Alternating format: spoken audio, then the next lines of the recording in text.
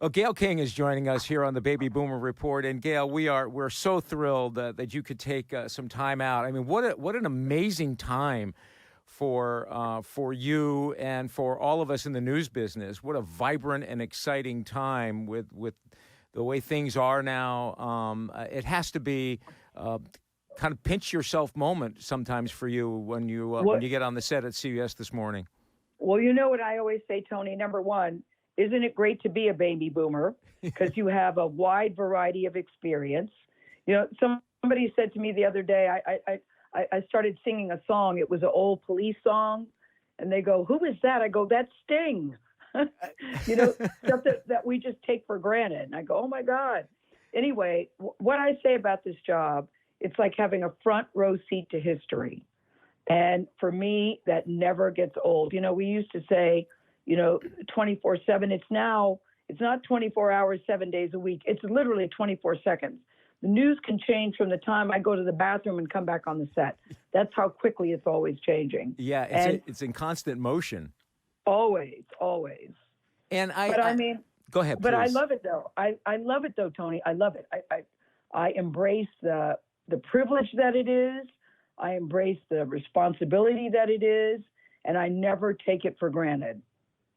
I think that's what's so vital, and I think you said two really important things: the privilege and the responsibility. Yes. And because it is a privilege and it is a responsibility, and we would always preach at NBC, being fair, accurate, and balanced. And I know that that's the same mantra that you have, and that all of the people at CBS News have as well: being fair, accurate, and balanced. No, exactly. We would rather be second and right as opposed to first and inaccurate.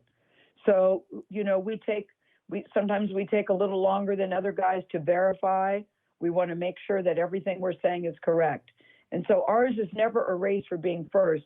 Ours is a race for being right. As being a boomer, and I ask this because I feel it myself, with the experience that you've had, and the ability to use that sage wisdom. Your dear friend Oprah did a podcast with Elizabeth Gilbert and on Super Soul, and one of the things Elizabeth Gilbert talked about is that she had constantly gone on stage to talk about finding your passion, and she realized afterwards that may not be the way, because maybe what's more important is being curious and having a curiosity. How much do you think that has helped you as you've gotten older and you're a baby boomer now? That curiosity has helped you stay current and stay valuable and valued within the organization and to all of those who love and watch you? Well, May, I hope that we never lose being curious about anything. When I was a little girl, they used to say that I was very nosy. And nosy is not considered a compliment.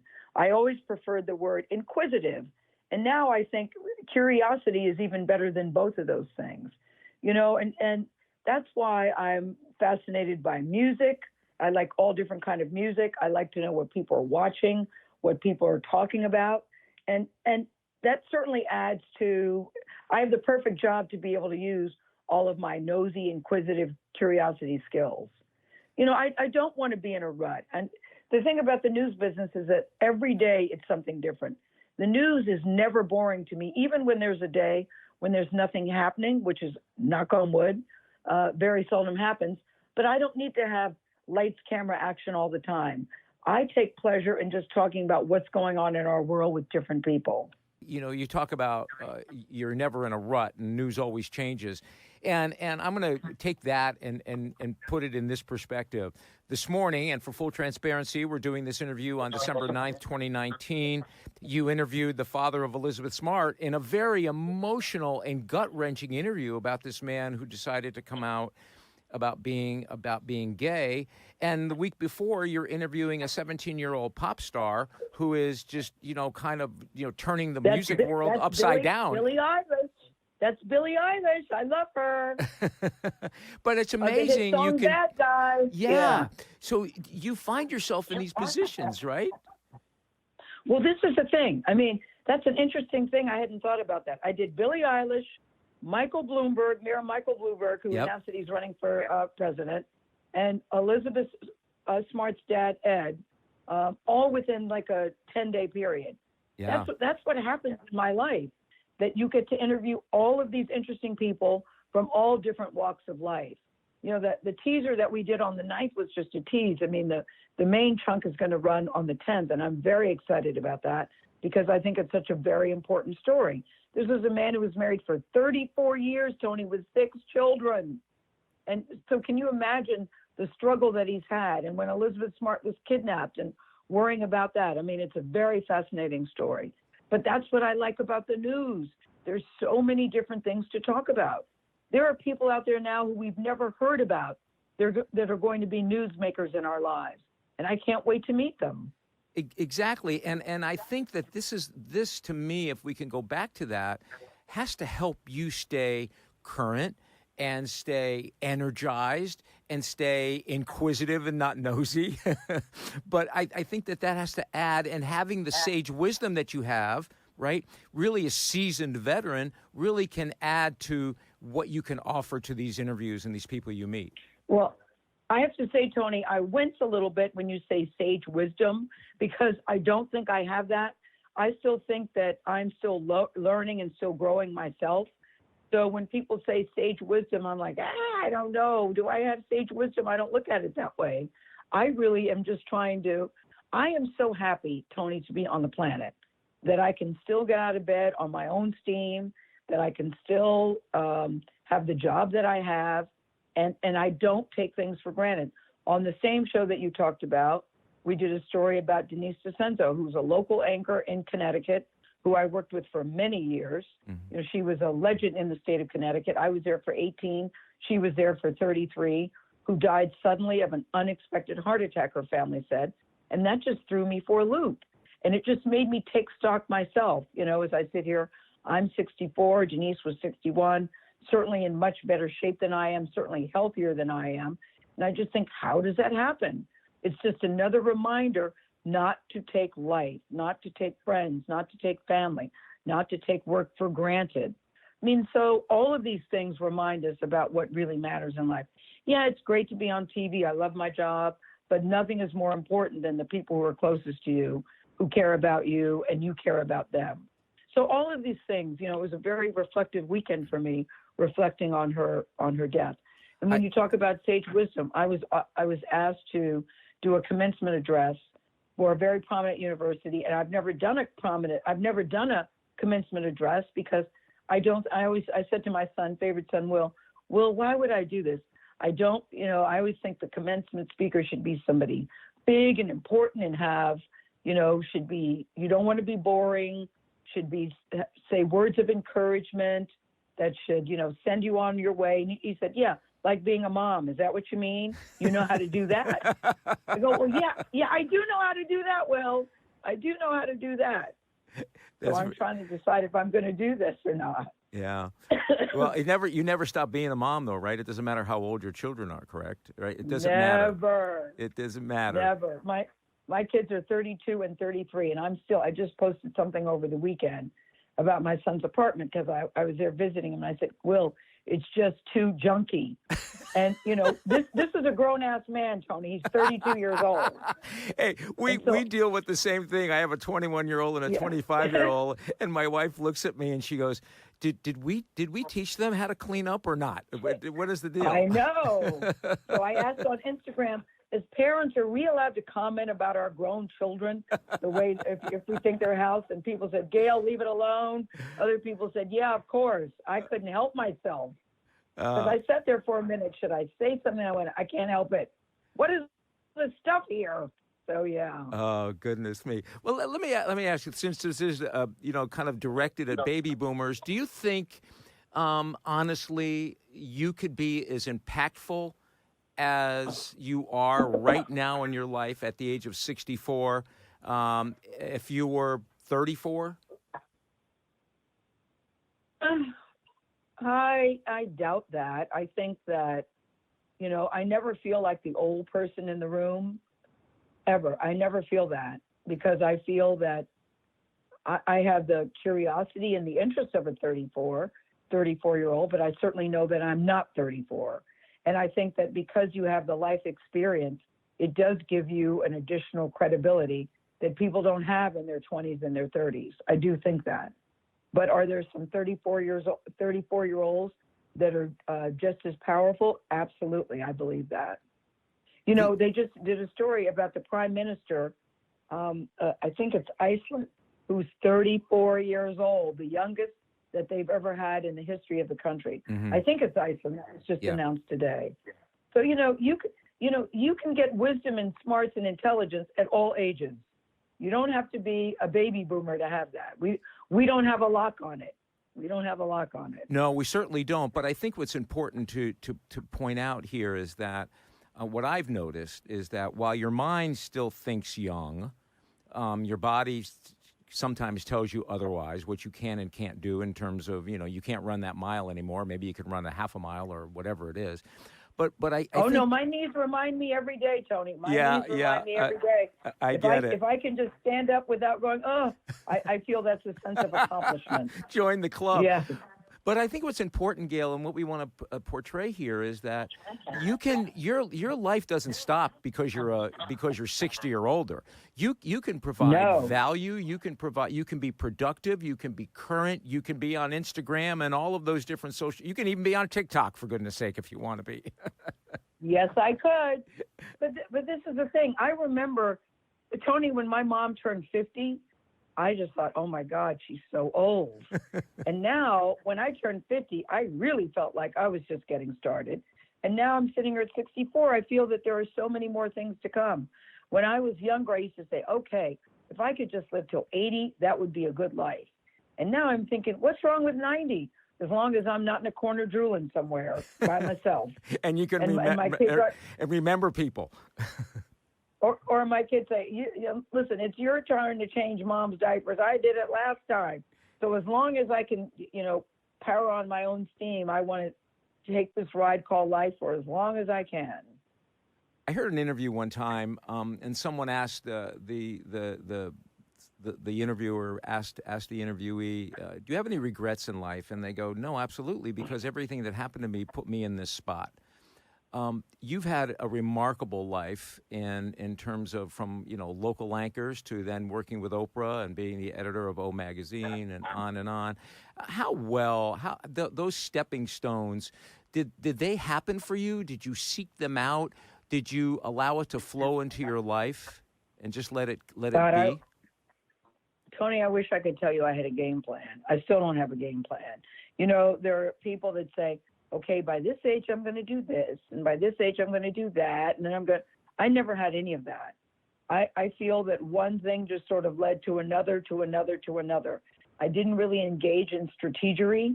I just went after things that I was interested in, and then, things just came my way. I mean, including this job at CBS. I never sought this out. I was very happy with my show, the radio show I had, and working at the magazine. I was really living a very good life. And then one day you get a phone call that says, hey, are you interested? We're thinking about doing X, Y, and Z at CBS News. And, I could not have possibly dreamed this for myself. And I know other people plan from day one. I'm not that girl. Well, you were talking, and I think most people who are successful are like that. While they're goal oriented, they really allow things to happen. They allow things to flow, and I think we're finding more and more of that as we get older. If we, instead of stressing and pushing, if you allow it to happen and let it happen, it will indeed happen if it's meant to be. And it seems to me that has been your life, despite the fact that when you deal with your children, you can't let them be when their rooms are messy. How important is family and spending time with them? And do you get an opportunity to spend time with your children? Oh, yeah. That's very important. We just came back from a vacation over Thanksgiving. We'll be together Christmas. We do a couple vacations during the year because I'm in New York and they're both in Los Angeles. And I think there's nothing, and I emphasize this with capital letters, exclamation points, nothing more important than your family, whether it's your biological family or the friends that you have cultivated that become your family and friends. Because at the end of the day, we are all going to be a trivia question. including President Barack Obama. One day is going to be a trivia question. What was the name of the first black president? Now, if you do your life correctly, you will never be a trivia question or insignificant in the lives of your family and your friends. And that is what is most important to me. And I never lose sight of that. As great as this job is, it does not mean more to me than my son and my daughter and the people that I care about. So while you're trying to climb the corporate ladder or go after that dream job, it's always important to take stock of what really matters in life, because all this stuff goes away. You know, one of the worst things, and I just said this the other day, it's going to happen to me one day, is Gayle King, is she still alive? Someone just asked that question about somebody and it turns out they were still alive. Oh, they are? You know, so it's the type of thing that question is going to be asked too, of all famous people at some point. So while you're here, you know, your family is never going to ask that. Right. I agree. You know, when I was very blessed and fortunate to be 40 years with NBC, and just, you know, had an amazing life. And I know I can hear your excitement. I still have excitement talking about what I did. But I also knew it was important to get away and to recharge and to have my mind, you know, sort of like, you know, rekindle itself and then reboot, so to speak, in the new vernacular. What do you do for yourself, Gayle, just for Gayle King, to recharge? Oh, God, I haven't had a recharge because the hours are so crappy in morning TV, you know, but, and I have this job and I work at the Oprah magazine. So I really do have 2 full-time jobs, but I'm saying don't cry for me, Argentina, because I love them both.